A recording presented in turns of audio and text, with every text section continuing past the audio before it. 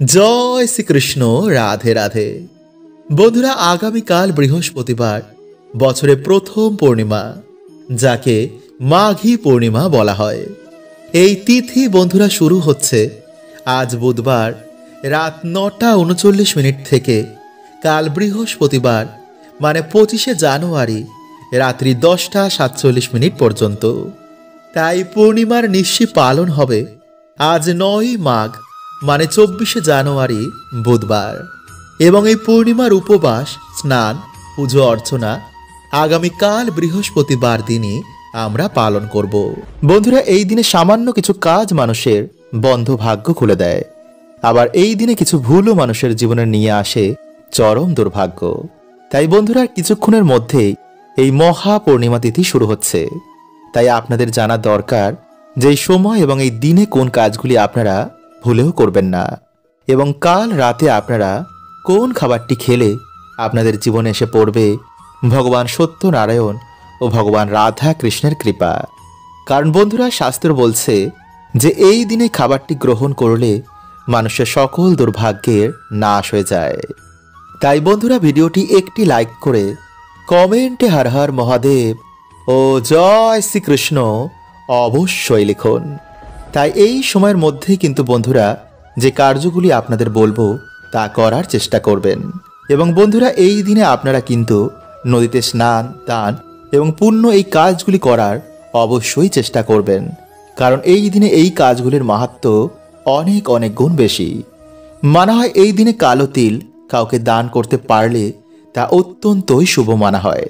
এছাড়াও এই দিনে পিঁপড়ে, পশু পাখি, গরিব কোনো মানুষদের এই দিনে যদি আমরা কোনো অন্ন দান করতে পারি, তো বন্ধুরা এতে মানুষের দুর্ভাগ্য তো কাটেই এবং আর্থিক ভাগ্য খুলে যায়। তাই এই কাজগুলি বন্ধুরা আপনারা কিন্তু এই দিনে অবশ্যই করার চেষ্টা করুন। বন্ধুরা, হিন্দু শাস্ত্র অনুসার এই দিনে বাড়িতে ভগবান সত্যনারায়ণ পুজো বা ভগবান শ্রীকৃষ্ণ রাধা রানীর পুজোর এক বিশেষ মাত্র রয়েছে। মানা হয় এই দিনে বাড়িতে ভগবানের পুজো, নাম কীর্তনে মানুষের বহু গুণ দুর্ভাগ্যের নাশ হয়ে যায়।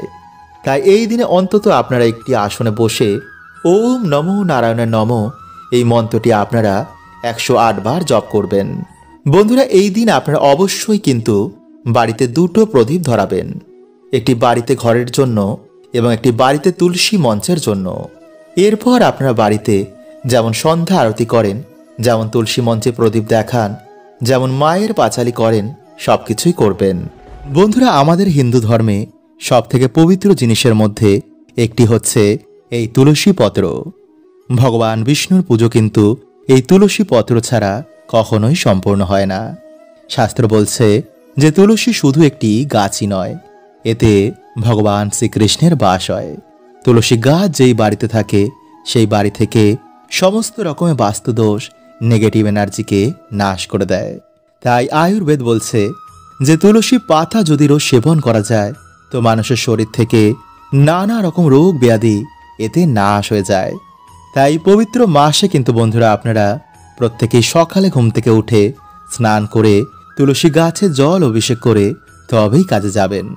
এবং বাড়িতে যদি বন্ধুরা আপনাদের তুলসী গাছ থাকে তো এই মাসে আপনারা কোন কাজগুলো করবেন না এবং তুলসী গাছের পাশে কোন জিনিসগুলো থাকলে তা আজই সরিয়ে ফেলবেন, চলুন আমরা জেনে নিই। নাম্বার ১, বন্ধুরা, সন্ধেবেলায় আপনারা কিন্তু তুলসী পুজোর সময় কখনো তুলসী গাছের ওপরে জল অভিষেক করবেন না। তুলসী গাছের গোড়ায় কিন্তু আপনারা জল নিবেদন করবেন। এবং তুলসী পত্র চয়ন করার সময় অবশ্যই কিন্তু আপনারা মাতা তুলসীর কাছে এবং ভগবান বিষ্ণুর কাছে অনুমতি নিয়ে তবেই কিন্তু আপনারা তুলসী পত্র চয়ন করবেন। এবং তুলসী পত্র কিন্তু আপনারা কখনোই নখ দিয়ে ছিঁড়বেন না। আপনারা পাতাটিকে ২ আঙ্গুলের মাঝে রেখে তারপর ছিঁড়ে ফেলুন। নাম্বার ২, বন্ধুরা, আমাদের বাড়িতে যেখানে তুলসী গাছ থাকে তার আশেপাশে কিন্তু আপনারা ভুলেও নোংরা আবর্জনা একদম ফেলবেন না। কারণ শাস্ত্র বলছে যে বন্ধুরা তুলসী গাছের কাছে স্বয়ং মা লক্ষ্মী এবং নারায়ণের বাস হয়। তাই আমরা যেখানে প্রত্যেক দিন প্রদীপ ধরাই, প্রত্যেক দিন যেখানে জল নিবেদন করি সেই জায়গা কিন্তু বন্ধুরা আপনারা একদম নোংরা করবেন না। কারণ নোংরা জায়গায় কিন্তু কোনো দেবদেবী কখনো বাস করেন না। আর মা তুলসী দেবী হচ্ছে একজন পবিত্র দেবী। তিনি কখনো কিন্তু নোংরা জায়গায় বাস করেন না। ফলে এমন বাড়িতে দেখবেন যে তুলসী গাছ ঘন ঘন মারা যাচ্ছে, কারণ সেই বাড়ি থেকে বন্ধুরা ভগবান বিষ্ণু, মা লক্ষ্মী এবং তুলসী দেবী বাড়ি থেকে চলে যান। ফলে সেই পরিবারে নেমে আসে চরম দারিদ্রতা, অশান্তি এবং ঝগড়া ঝামেলা। নাম্বার 3, বন্ধুরা তুলসী গাছের আশেপাশে কিন্তু ভুলেও আপনারা জুতো খুলে রাখবেন না। কোনো রকমের এঁটো কাটা কিন্তু আপনারা তুলসী গাছ থেকে যতটা পারবেন দূরে রাখুন। এমনকি স্নান করে এসে তবেই কিন্তু আপনারা তুলসী গাছে হাত দেবেন, কারণ যেখানে বন্ধুরা ভগবানের বাস হয় সেই জায়গা থেকেই আমাদের পুরো বাড়িতে সুখ শান্তি ছড়িয়ে পড়ে। তাই সেই জায়গা যদি আমরা পরিষ্কার পরিচ্ছন্ন না রাখি তবে বন্ধুরা আমাদের বাড়িতেও কিন্তু সুখ শান্তি থাকবে না। নাম্বার 4, বন্ধুরা অনেক সময় কি হয়, বাড়ির মহিলাদের মাথার চুল উড়ে বিভিন্ন জায়গায় গিয়ে পড়ে। আর অনেক সময় দেখা যায় যে তুলসী গাছের কাছেও কিন্তু এই চুল গিয়ে বা তুলসী গাছের ওপরেও কিন্তু এই চুল গিয়ে পড়ে।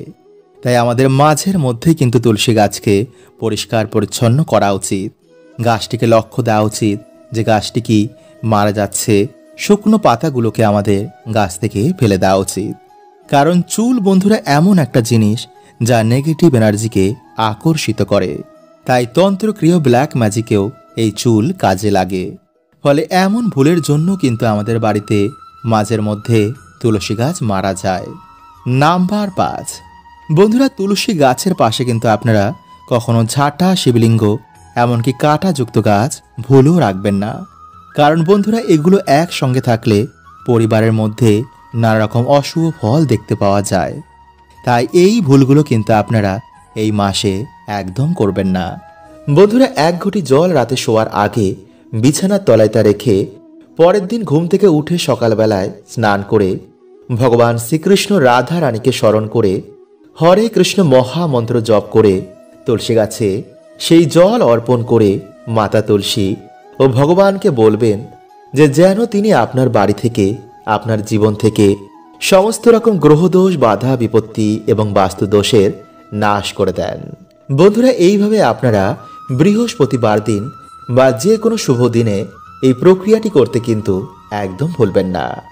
তাই চলুন বন্ধুরা সবার আগে আমরা জেনে নিই যে এই দিনে আপনারা কোন কাজগুলি করবেন না। বন্ধুরা এই দিন আপনারা সকাল সকালই ঘুম থেকে ওঠার চেষ্টা করবেন এবং সকালে ঘুম থেকে উঠেই আপনারা কোনো নদীতে গিয়ে যদি স্নান করতে পারেন তাহলে তো বন্ধুরা খুবই ভালো। কারণ বন্ধুরা এই দিনে নদীতে স্নান করতে বহু দেবী দেবতার আগমন হয়, যার ফলে সেই জল স্পর্শ করাতেই মানুষের দুর্ভাগ্যের নাশ হয়ে যায়। এবং এই দিনে বন্ধুরা বহু দেবদেবী আমাদের বাড়িতে আগমন করে আমাদের আশীর্বাদ দিয়ে যান। তাই এই দিন অবশ্যই কিন্তু আপনারা সকাল সকালে ঘুম থেকে উঠে ভগবানের নাম কীর্তন অবশ্যই করবেন এবং কোনো নদীতে গিয়ে স্নান করতে ভুলবেন না। নাম্বার 2, বন্ধুরা সেই দিন ঘুম থেকে উঠেই কিন্তু আপনারা কখনো নিন্দা, ঝগড়া, ঝামেলা, অশান্তি এগুলো করবেন না। কারণ বন্ধুরা এই দিন বাড়িতে এই কাজ করায় মা লক্ষ্মী গৃহ ত্যাগ করে দেন, যার ফলে বন্ধুরা আপনারা কখনোই কিন্তু আপনাদের বাড়িতে সুখ, শান্তি, আর্থিক উন্নতি এগুলো দেখবেন না। এবং এই দিনে বন্ধুরা আপনারা কিন্তু চুল, দাড়ি, নখ, জঙ্গল পরিষ্কার, গাছপালা কাটা এমন কার্য করবেন না। নাম্বার 3, বন্ধুরা এই দিনে যদি আপনাদের বাড়িতে কোনো অসহায় ব্যক্তি কিছু চাইতে আসেন তো তাকে অবশ্যই আপনাদের সামর্থ্য অনুযায়ী তাকে সাহায্য করতে ভুলবেন না। কারণ বন্ধুরা শাস্ত্র বলছে যে এই দিন যদি আমরা কিছু দান করতে পারি তো বন্ধুরা এতে আমাদের বহু গুণ দুর্ভাগ্যের সেই দিন নাশ হয়ে যায়। নাম্বার 4, বন্ধুরা এই দিনে ভুলেও কিন্তু আপনারা কারোর সাথে কারোর মনে আঘাত দেবেন না। কাউকে আঘাত দিয়ে আপনারা সেই দিন কথা বলবেন না। কারণ বন্ধুরা এই দিন অভিশাপ কিন্তু মানুষের জীবনে লেগে যায়। তাই এই ভুল কিন্তু সেই দিন আপনারা একদম করবেন না। নাম্বার 5, বন্ধুরা এই দিনে কিন্তু আপনারা বাড়িতে আমিষ রান্না করবেন না। কারণ এই দিনে বাড়িতে এইসব রান্না করলে বাড়িতে কোনো দেবদেবীরা সেদিন প্রবেশ করে না। ফলে সেই দুর্ভাগ্য আমাদের জীবনে লেগেই থাকবে। তাই এই দিনে বন্ধুরা না তো আপনারা আমিষ খাবেন, না তো কোনো নেশাভান করবেন এবং না তো আপনারা সঙ্গম করবেন। এই দিন যতটা আপনারা পারবেন ভগবান বিষ্ণু ও ভগবান শ্রীকৃষ্ণ রাধা রানীর নাম কীর্তন করুন। নাম্বার 6, বন্ধুরা এই দিনে যতটা আপনারা পারবেন বাড়িঘর পরিষ্কার পরিচ্ছন্ন রাখবেন এবং বাড়িতে আপনারা ভগবান বিষ্ণু বা রাধা কৃষ্ণের পুজো অর্চনা দেওয়ার চেষ্টা করবেন। তাই এই দিনে আপনারা গুড় বা ডালের নৈবেদ্য যদি ভগবানকে সেই দিন দিতে পারেন বা ক্ষীর রান্না করে যদি আপনারা সেই দিন ভগবানকে দিতে পারেন তাহলে সেটি খুবই ভালো, এবং যদি না পারেন তাহলেও কোনো সমস্যা নেই। সেই দিন আপনারা সন্ধেবেলায় সামান্য গুড় বা গুড়ের বাতাসা যদি ভগবানকে আপনারা প্রসাদ রূপে তা অর্পণ করেন এবং সেই প্রসাদ আপনারা পুজোর পর খান এবং ভগবানকে নিজের মনোবাসনা, নিজের দুঃখ কষ্ট বলেন, তো অবশ্যই বন্ধুরা আপনাদের জীবনে ভগবানের কৃপা এসে পড়বে। তাই যদি বন্ধুরা আপনাদের ভিডিওটি ভালো লাগে তো অবশ্যই লাইক এবং কমেন্ট এবং শেয়ার করতে কিন্তু একদম ভুলবেন না। হরে কৃষ্ণা, ওম নমঃ শিবায়।